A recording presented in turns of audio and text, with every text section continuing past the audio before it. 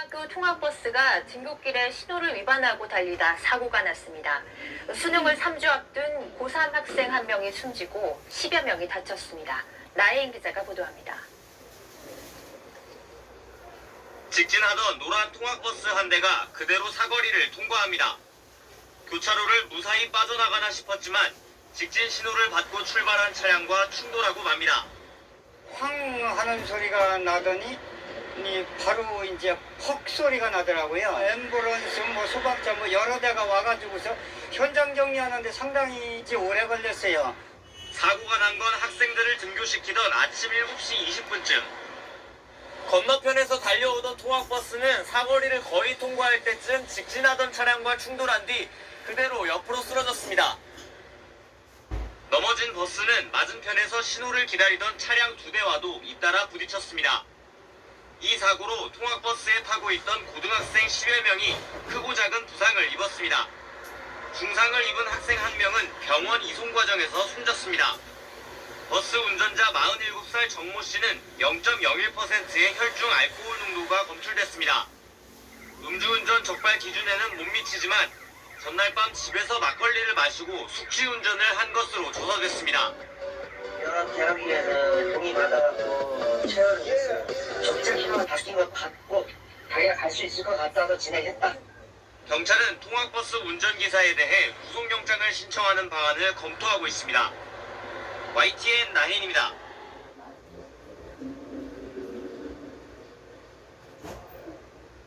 오늘 아침 서울 송파구의 한 사거리에서 고등학생 12명이 탄 통학버스가 승용차와 충돌한 뒤 전복됐습니다. 이 사고로 수능을 앞둔 고3 학생 1명이 숨졌습니다. 버스기사는 학교에 늦어서 신호를 위반했다고 진술했습니다. 먼저 어떤 사고였는지 양소연 기자가 보도합니다. 오늘 아침 7시 반쯤 서울 방이동 오륜 사거리. 승용차 한 대가 초록불로 바뀐 신호에 맞춰 교차로로 진입하는 순간 왼쪽에서 빠른 속도로 달려온 노란색 통학버스와 강하게 부딪힙니다. 반짝하면서 막 빵 하면서 그런 사고가 일어난 거니까요. 등굣길 통학버스는 신호를 무시하고 달려오다 이곳에서 직진하던 승용차와 충돌했습니다. 버스는 넘어져 미끄러지면서 신호를 기다리던 차량과도 부딪혔습니다. 통학버스는 옆으로 뒤집힌 채 도로 한가운데 나동그라졌습니다. 버스에는 등교를 하려던 고등학생 12명이 타고 있었습니다. 사고 직후 출동한 구조대원들이 깨진 창문으로 다친 학생들을 차례로 실어 나릅니다. 괜찮은 애들은 반대쪽 천장 위로 나 있는 뒤집어졌으니까 측면으로 뒤집어져 있으니까 천장으로 난 창문 쪽으로 밀고 나오고 있었고요. 뒷좌석에 타고 있던 학생 2명이 크게 다쳤고 이 가운데 18살 손모구는 끝내 숨졌습니다. 손구는 20여일 앞으로 다가온 수능 시험을 준비하던 3학년 수험생이었습니다. 버스 운전자인 47살 정모 씨는 학교에 늦어 신호를 위반해 달렸다고 경찰에 진술한 것으로 알려졌습니다. 사고 당시 영상을 보면 버스가 교차로로 진입한 순간 이미 붉은 신호등이 들어온 상태입니다. 정 씨에게선 단속 기준에 미달하는 혈중 알코올 농도가 측정됐습니다. 정 씨는 전날 밤 막걸리 2잔을 마시고 잤다고 진술했습니다. 경찰은 정 씨에게 업무상 과실치사상 혐의를 적용해 구속영장을 신청하는 방안을 검토하고 있습니다. MBC 뉴스 양소연입니다.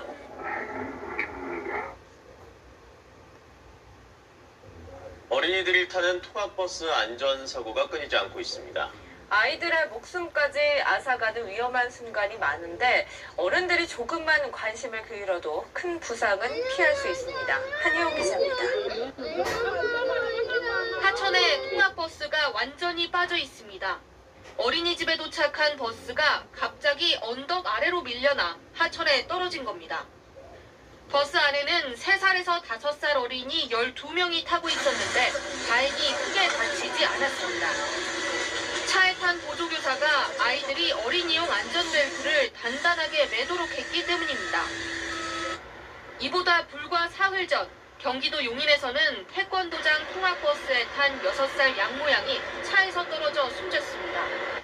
이 차에는 인솔교사 없이 어린이 6명만 타고 있었고 안전벨트를 차지 않아 양양은 우회전을 하다 열린 차문 사이로 그대로 떨어졌습니다. 지난 1월부터 시행에 들어간 세리미법을 충실히 지킨 통학버스와 그렇지 않은 경우의 차이가 드러납니다. 세리미법은 어린이 통학 차량엔 안전벨트와 보호표지 등을 갖추고 경찰에 신고하지 않으면 과태료를 물게 했습니다. 전 좌석에서 안전띠를 매지 않아도 과태료를 물리고 아이가 통학버스에 타고 내릴 때는 보호자가 반드시 같이 있도록 했습니다. 안전교육 기준도 강화했습니다. 전문가들은 어른들이 작은 노력만 기울여도 피해를 최소화할 수 있다고 말합니다.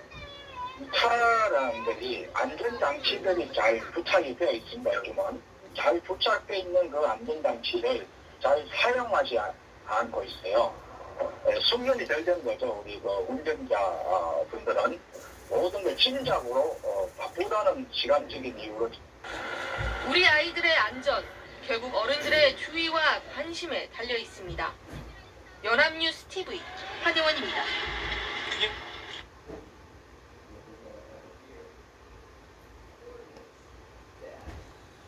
운전기사가 버스에 올라타 운행을 준비합니다. 그런데 갑자기 버스 앞으로 가방을 맨 아이 한 명이 나타납니다. 하지만 버스는 멈춰있지 않고 그대로 출발해 결국 아이를 치어 쓰러뜨리고 맙니다. 오전 9시쯤 서울 방이동에서 일어난 사고입니다.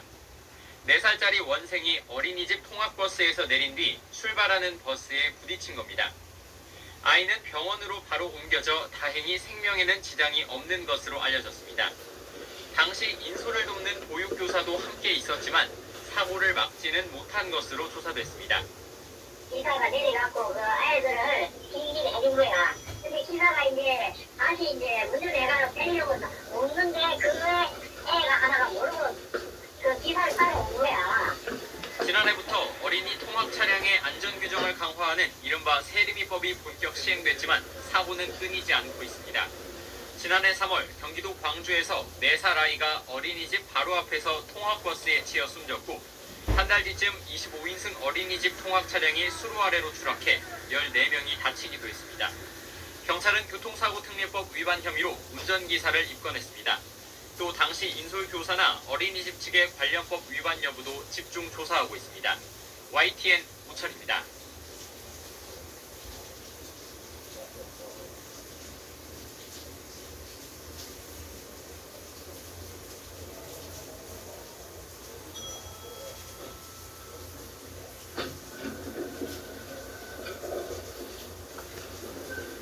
경주길 고등학교 통학버스가 신호를 위반하고 달리다가 사고가 났습니다.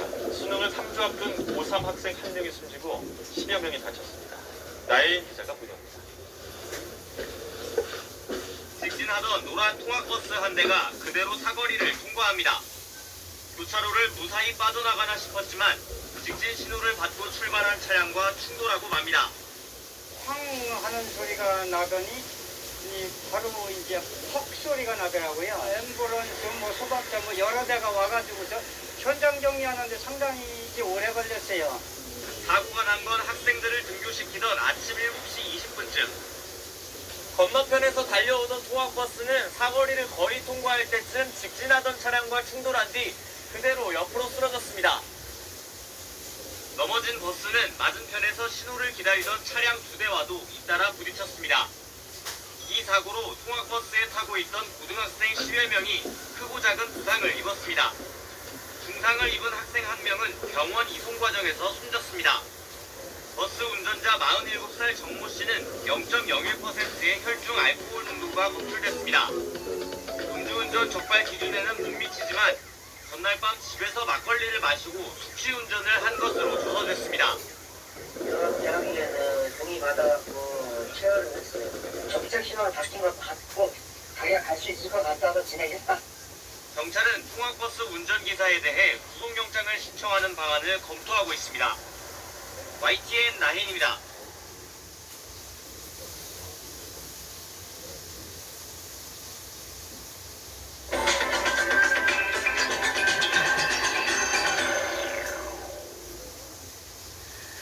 제주 학원차 사망 사고가 발생한 지 2달 가까이 흘렀습니다. 사고 발생 이후 제주를 비롯해 전국적으로 어린이 통학버스에 대한 합동 점검이 이루어지고 있고 경찰의 특별 단속도 진행되고 있는데요. 정치권에서도 재발 방지를 위한 제도 개선에 나섰습니다. 문준영 기자입니다. 지난 1월 제주시 연동에서 발생한 학원차 사망사고. 통학버스에 동승 보호자만 있었다면 막을 수 있었던 안타까운 인재였습니다. 2015년 동승자를 반드시 두도록 도로교통법이 개정됐지만 법을 어겨도 처벌은 벌금 30만 원. 동승자가 없는 학원차가 경찰에 적발된 사례도 거의 없습니다. 전국 어린이 통학버스가 13만 대인 걸 감안하면 사실상 단속이 전무했던 겁니다. 비슷한 사고의 재발을 막기 위해 최근 국회에선 동승자가 차량에 타지 않을 때 벌금액을 올리는 등 처벌 규정을 강화하는 방향으로 도로교통법 개정안을 준비하고 있습니다. 경찰 한 명이 단속하는 차량 대수가 너무 많으니 거의 안 보니까 그러니까 어쩌다 걸리면 30만 원 내고 말지 이렇게 안이하게 생각할 수 있는 거죠. 그러니까 처벌의 수위도 훨씬 강화해야 되고. 이번에 사고를 낸 학원은 지난해 교육청에 제출하는 안전 운행 일지에 동승자가 있다고 표시한 것으로 KBS 취재를 통해 드러났습니다.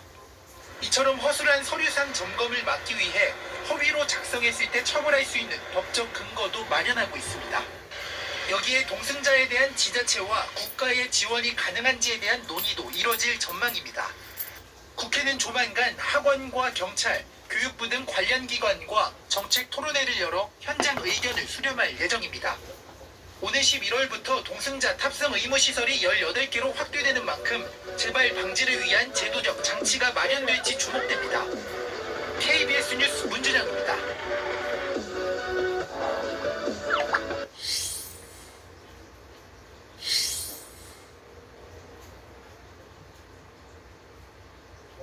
송파사거리 교통사고를 낸 통학버스 기사는 제하청 업체 소속인 것으로 드러났습니다. 한 버스업체가 학교와 계약을 맺고는 다른 업체에 제하청을 준 건데 학교는 이런 사실조차 몰랐습니다. 박윤수 기자입니다. 사고를 당한 학생들은 고등학교에서 운영하는 28대의 차량 중 한 대에 타고 있었습니다. 학교는 올해 3월 입찰을 통해 전세버스 업체와 1년 계약을 맺고 학생들 등하굣길 차량을 운행했습니다. 그런데 경찰 조사 결과 이 업체는 차량 8대만 제공했을 뿐 나머지 20대는 다른 업체 2곳에 제하청을 준 것으로 드러났습니다. 학교는 이런 사실을 전혀 몰랐습니다. 저희도 성장위원회 저기 할 때는 그런 내용은 얘기 안 하죠. 기사님한테 좀 얘기 들으니까 머리가 이거 후해지던데. 사고를 낸 운전자 정모 씨 역시 제하청 업체 A사 소속이었습니다. 정 씨는 A사에서 고등학교 등하교와 어린이집 등하원 업무를 맡은 것과 별도로 매일 기업체 퇴근버스를 운전했는데 회사에서 주는 월급만으로는 생활이 어려워 부업을 했다고 진술했습니다. 문제는 이런 중고등학교 통학버스의 관리감독 책임 소재가 불분명하다는 겁니다. 만 13세 미만 어린이 통학버스는 경찰서에서 신고 필증을 발급하는 방식으로 관리되고 있지만 사립 중고등학교 버스는 해당되지 않습니다. 관할 구청이나 교육청에도 점검이나 관리 책임은 없습니다. 관리하는 부서는 없는 걸로 알고 있습니다. 사학이고 사적 관계에 의해서 계약에 의해서 한 걸로 알고 있습니다. 통학버스의 안전을 학교가 직접 감독하고 확인하라는 건데 거의 이루어지지 않는 게 현실입니다. 때문에 이번 사고 역시 제도에 허점이 있는 관리의 사각지대에서 애꿎은 학생들만 희생됐다는 지적이 나옵니다. 이런 가운데 해당 학교는 당장 다음 주부터 통학버스 운행을 전면 중단하겠다고 밝혔습니다. MBC 뉴스 박윤수입니다.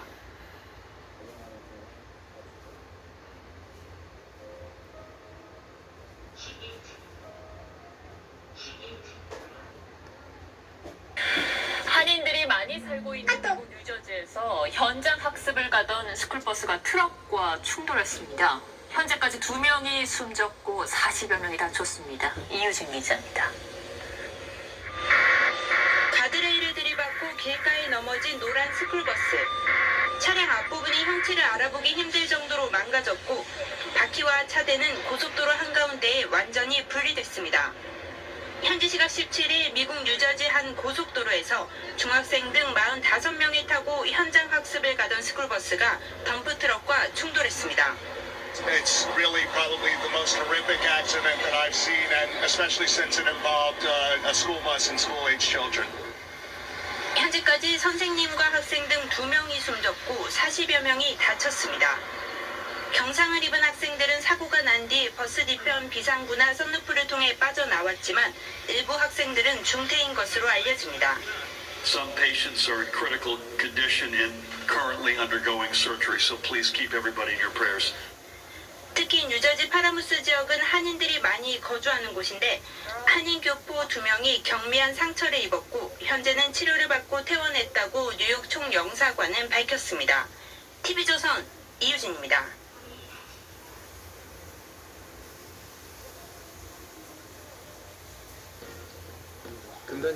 최근에 4살 배기 남자아이가 자신이 다니던 어린이집 통학버스에 치여서 숨지는 사고가 있었습니다.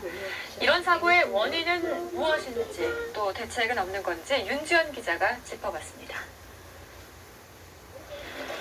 통학버스 사고 대부분은 아이들이 운전자의 시야각을 벗어나면서 발생합니다.